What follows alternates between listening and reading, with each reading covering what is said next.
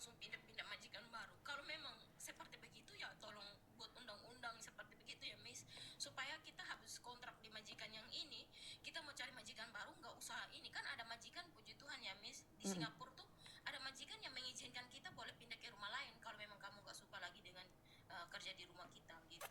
Oke. Maaf saya potong. Intinya adalah sama dengan Makau. Ya inilah yang saya sampaikan kemarin sampai viral, saya diajak ngomong sama anak-anak Singapura, katanya kalian itu dilindungi oleh MOU, tapi kan saya selalu bilang bahwa kalian itu tidak ada perlindungan dari pihak pemerintah Indonesia. Seperti ini kan? Ini kejadiannya kan? Iya betul, kita dilindungi oleh MOM, tapi dari pemerintah Indonesia walaupun katanya kita nggak masuk lewat PT Kolin Visa juga nggak dilindungi, tapi menurut MOM dilindungi kita. Iya, ya itu tadi saya bilang sama dengan Makau. Kenapa sih saya melarang kalian mengadakan kontrak mandiri? Karena apes tidak ada dalam kalender. Dan ini yang saya maksud. Ini yang saya maksud. Kenapa kemarin di Makau itu menentang saya, bahkan mengatakan saya itu sok tahu ya, karena saya memang tidak tahu. Cuman saya pernah berbicara dengan beberapa staf BP2MI mengatakan dengan surat-surat yang ada, kenapa sih kadang-kadang kalian itu terbang ke Singapura tidak diizinkan? Karena tidak terdaftar di BP2MI. Ini yang saya tahu. Dan yang kedua, termasuk ke Makau, banyak anak yang digagalkan terbang untuk terbang ke Makau karena mereka tidak memiliki Cisco-nya terdaftar di BP2MI. Beda dengan Hong Kong, karena Hong Kong walaupun mereka renew pindah agent, kontrak kerja itu harus disetujui oleh KBRI atau KJRI. Jadi tidak ada satupun yang di Hong Kong itu tanpa melewati KJRI. Kenapa di Hong Kong itu sangat minim sekali orang-orang melakukan kontrak mandiri? Karena memang perlindungannya kurang. Sementara yang rugi itu mbaknya itu yang ada di Hong Kong itu rugi. Nah, inilah saya melarang teman-teman untuk melakukan kontrak mandiri karena perlindungannya kurang. Jadi kemarin ada yang komen ke saya, menerjang saya, mengeksplainkan yang penting MOU, saya paham, saya ngerti banget. Tapi masalahnya itu menjadi rumit saat kalian sakit. Betul. Dan inilah yang saya ingin sampaikan. Karena kemarin sebenarnya saya ingin fokus dengan keadaan Mbak Rofikoh ya. Bukan Mbak Rofikoh. Mbak Musrifah. Saya itu ingin fokus ke beliau. Dan saya sudah memberikan uang pesangon ya ke dia ya. Secara pribadi itu 1 juta kemarin. Saya sudah sempat berbicara dengan keluarganya. Yeah. Tapi gimana ya? Saya masih tiba-tiba saya terpecah oleh kasusnya Mbak Eka, almarhum Mbak Eka. Nah, ini saya kurang tahu apakah di Singapura itu kan banyak itu tiktoker yang pinter-pinter yang FYP itu, apakah nggak ada tindakan atau memang cuman mereka hanya ngomong saja? Karena saya ngelihat itu banyak kan? Katanya peraturan MOM itu sedikit peraturan Singapura itu sedikit ketat. Jadi mereka tuh nggak bisa sembarang-sembarang galang dana, nggak bisa sembarang-sembarang. Sama, Hong Kong juga juga seperti itu. Cuman kan satu lagi bedanya mungkin karena saya permanen dan saya juga memakai nomor Indonesia dan itu bantuan HP saya bisa serahkan kemanapun. Jadi kalau memang kalian kan tidak bisa. Kalau kalian menyumbang kan boleh, tapi kalau kalian menerima kan nggak boleh. Iya betul. Jadi karena memang satu, kepercayaan publik itu perlu. Kalau sebenarnya saya ada waktu loh korupsi, saya sampai hari ini saya sudah mendapatkan 90 juta. Saya bisa dong bilang cuma 50 juta, kan nggak ada yang tahu. Nggak ada yang tahu. Tapi saat kalian meminta bukti-bukti pengiriman uang, saya bisa serahkan semua HP saya. Silahkan dicek. Kenapa?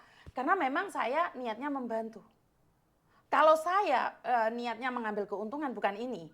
Lebih baik saya fokus ngonten. Karena saya 1 hari nangis, itu kayak menghilangkan semua kecengsanan saya. Apa itu? Bukti kekuatan saya itu malah lemes loh. Nangani yang kayak gini nih saya lemes loh.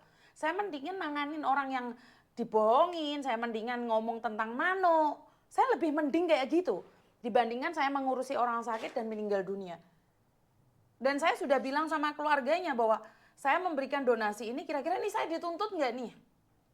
Karena kejadian di Indonesia itu orang bantu malah dicatek. Jadi saya sendiri itu punya penghasilan yang lebih, keluarga saya sendiri nggak kekurangan. Jadi saya nggak takut kok HP saya ini kalau KJRI minta tak kasih, no, nggak ada rahasia. Saya itu tidak pernah punya rencana jelek atas siapapun. Nah, pertanyaannya sebenarnya kekuatan Singapura nih, Singapura orangnya baik-baik. Saya dekat sama beberapa TKW Singapura. Mereka baik-baik kok. Cuman mungkin butuh persatuan yang lebih kuat aja sih. Betul, Miss Yoni. Katanya itu selalu mereka alasan tuh hanya karena dia calling visa masuk nggak sesuai, nggak melalui PT. Tapi kan saya bilang ke teman-teman saya yang lain, walaupun dia calling visa, saya aja minta tolong bantuin dia aja, kirim ke Surabaya aja. Jadi saya juga kayak Miss Yuni, kayak menjual kesediaan saya untuk membantu dia secepat mungkin ke sana. Saya bilang gitu. Sekarang itu nggak usah lah marah-marah atau salahkan dia. Soalnya dia sudah koma, terus bang sudah sadar seperti begini nih. Saya juga banyak perjuangan. Saya bisa rasa apa yang dia rasakan. Saya bilang, gimana rasanya kita di rantauan sakit. Saya bilang gitu. Sedang majikan dia juga suruh baik habis-habisan duit. Katanya kenapa enggak, bukan majikannya yang ini. Saya bilang majikan juga sudah habis-habisan, bahkan uang asuransi itu enggak cukup ditambah lagi sama uang majikan. Jadi majikan yang tanggung dari Singapura ke Batam. Jadi mungkin ada persetujuan dari KBRI dengan majikan, saya juga nggak tahu, soalnya saya sudah dilarang untuk ikut campur. Cuman saya bilang ke keluarga yang tempatnya dia di Batam, saya bilang, Mas, kabarin saya ya, walaupun saya dilarang nggak usah ikut campur, tapi kabarin saya ya. Saya juga merasa kayak apa ya, saya juga nggak mau lepas tangan. Sampai kapan Mas sudah di Surabaya baru saya bisa tenang. Saya bilang gitu. Gimana rasanya kalau seandainya saya seperti gitu juga, atau mungkin ada teman-teman saya yang lain seperti gitu, gimana? Saya bilang gitu. Makanya kabarin saya. Cuman banyak yang minta nomor HP saya, banyak yang tanya-tanya ke saya, karena saya kan kemarin kan posting, saya posting di grup BMI, terus banyak yang mungkin ambil nomor saya. Mereka tanya-tanya saya, katanya mau bantu lihat ini. Terus Mas yang jagain di Batam tuh bilang kayak gini, Mbak, semua tuh hanya datang interview aja, ngomong-ngomong kayak gini, ambil foto, hilang. Saya tuh hanya butuh tiket pesawat atau tiket kapal laut dari sini ke Surabaya, udah turun di bandara atau turun di pelabuhan, udah nggak usah ini, nggak apa-apa, biar kita usah aja keluarga dari pakai ambulans dari bandara atau dari pelabuhan ke rumah, itu aja. Saya hanya mau itu aja, nggak lebih dari itu, katanya gitu. Terus saya bilang, Mas, saya juga nggak bisa buat apa-apa, soalnya banyak yang ngelarang saya. Katanya Singapura itu ketat, nggak bisa sembarang-sembarang galang donasi, kecuali kamu ada surat izin gitu. Makanya saya juga nggak bisa buat apa-apa. Banyak yang bilang, awas loh kamu nanti ditipu gini-gini. Nggak apa-apa, kalau saya ditipu juga nggak apa-apa. Mereka mau pakai itu uang untuk yang enggak juga, nanti mereka ini nerima karmanya gitu. Saya bilang gitu. Intinya niat baik saya tuh pulangin dia aja sampai Surabaya. Selepas itu saya suruh lega, saya bilang gitu. Tapi itulah, saya sampai sekarang itu istilah, saya posting di grup ini ditanya-tanya gitu, terus disalahin saya, terus disalahin dia. Akhirnya saya juga lepas tangan gitu aja. Terus kemarin malam tuh kata adiknya, katanya sudah telepon Miss Yuni. Saya bilang, oh puji Tuhan udah telepon Miss Yuni, semoga ada banyak bantuan atau bisa update ke Pak Uya bisa bantu dia kapal laut ke sana atau apa gitu. Yang penting dia sampai Surabaya aja. Itulah yang jaga dia di Batam juga gitu. Udah Mbak, cukup kita bantu kita lewat kapal atau dari sini ke Surabaya aja, kita nggak minta lebih dari itu kok. Tapi semua itu katanya enggak, kita nggak bisa kasih cash, kita kasih ini gini-gini apa semua, tapi semuanya ngomong aja gitu. Sampai saya juga malas mau jawab, banyak yang telepon masuk di HP saya, tanya ini tanya itu. Saya bilang, Mbak, kalau mau tanya maaf saya sibuk. Katanya enggak, sudah telepon BNP 2 TKI pusat, nanti akan dibantu gini-gini. Tapi sampai hari ini juga belum ada ini. Jadi saya juga kayak malas mau respon semua orang yang tanya-tanya saya. Tapi ada beberapa teman saya yang dari gereja, katanya gini, Epi,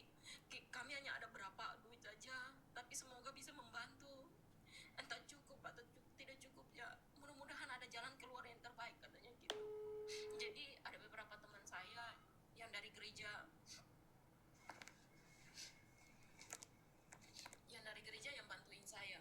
Jadi cuman hanya dapat berapa aja Miss Yuni, nggak sebagian banyak juga.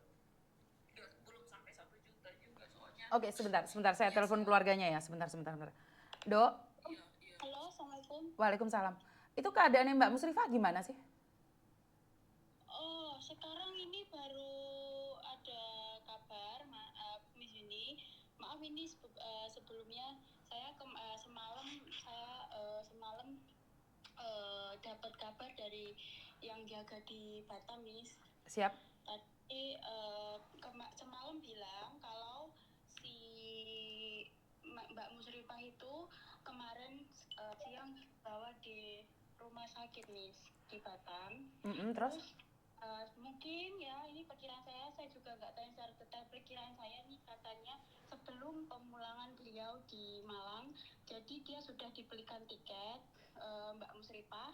Nanti tiketnya saya kirimin ya, Miss. Oke, siap. Tadi terus sama di PP2MI juga bilang kalau keluarganya Mbak Musrifah yang di sana 1 orang itu membeli tiket sendiri, jadi cuma dibelikan tiket campur. Berapa harganya tiket? Saya yang beliin tiketnya.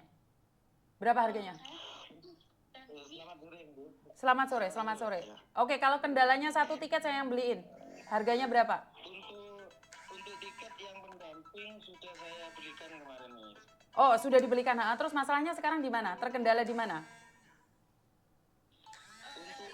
Miss Yuni nanti Nggak tahu, Miss, karena ini yang ngomong ini keluarganya, mungkin keluarga lebih tahu. Saya Oke, siap. teman-teman Ah. yang saya juga Miss. Oke. Di saya ya. Terus? Dok? ya. Terus? Ini saya dikabari dari teman saya yang dari Singapura yang pertama kali ngomong ceritakan ke Miss Yuni itu loh. Yang pertama kali ke Miss Yuni itu sudah terkumpul donasi sebesar 5 juta lebih tadi. 5 juta lebih. Oke, jadi dari Singapura sudah ada uang terkumpul 5 juta lebih. Seperti itu. 6 juta. Oke, Terus maaf saya tak ngomong sama saudaranya. Sekarang Mbak Musrifah itu duduk permasalahannya di mana sekarang? Kapan dia pulang ke Malang? Kurang tahu ya. Saya yang di Malang.